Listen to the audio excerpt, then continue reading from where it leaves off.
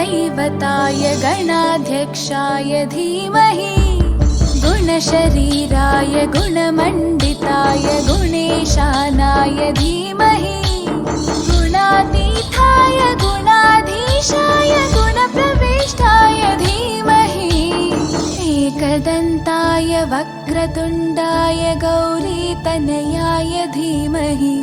गजेशानाय भालचन्द्राय श्रीगणेशाय धीमहि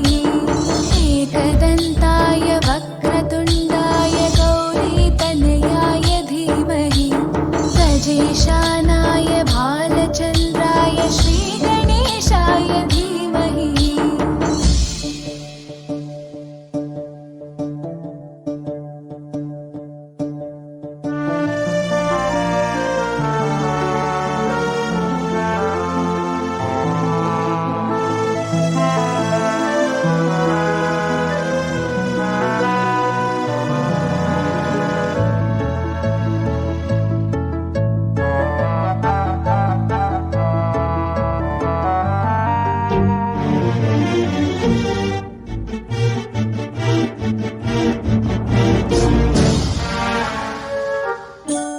गानचतुराय गानप्राणाय गानान्तरात्मने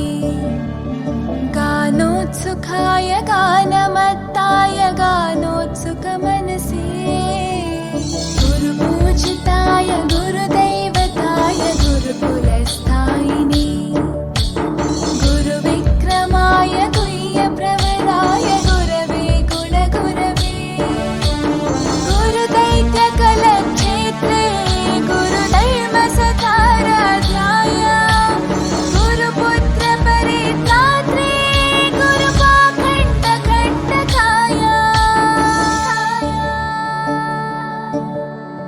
गीतसाराय गीततत्त्वाय गीतगोत्राय धीमहि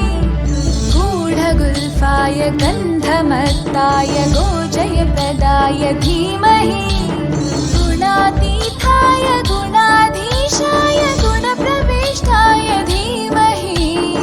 एकदन्ताय वक्रतुण्डाय गौरीतनयाय धीमहि गजेशानाय भालचन्द्राय श्रीगणेशाय धीमहि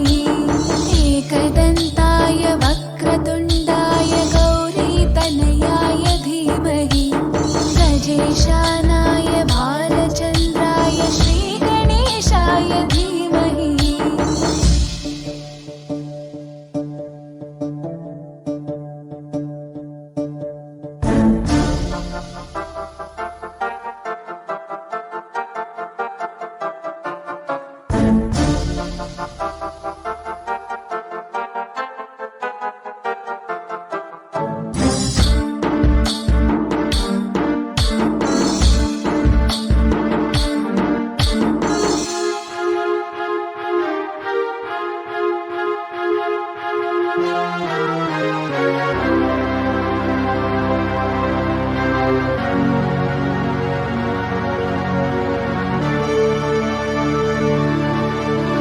ग्रन्थगीताय ग्रन्थगेयाय ग्रन्थान्तरात्मने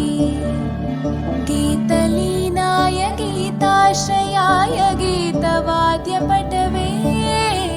ध्येयचरिताय गायगवराय गन्धर्वप्रियकृपे गायकाधीनविग्रहाय गङ्गाजलप्रणयवते गौरीस्तनन्दनाय गौरीहृदयनन्दनाय गौरभानुसुताय गौरीगणेश्वराय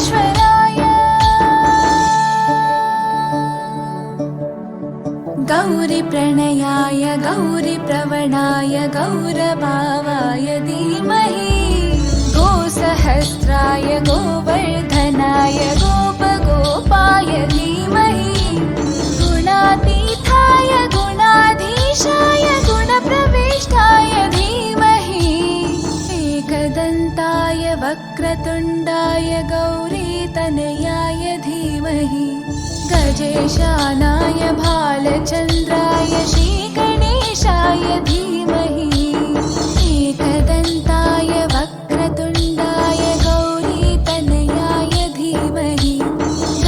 ईशान